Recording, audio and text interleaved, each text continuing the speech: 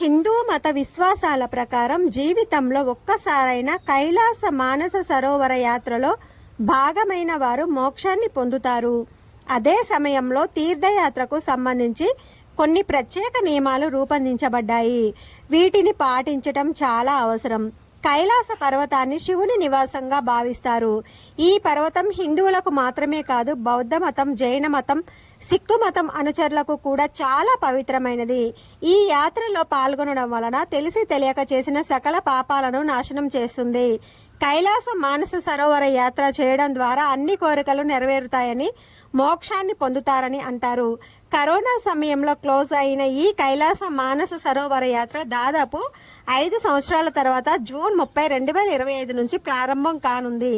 ఈ కైలాస మానస సరోవర యాత్ర ఆగస్టు 2025 వరకు కొనసాగుతుంది. ఓం నమ శివాయ.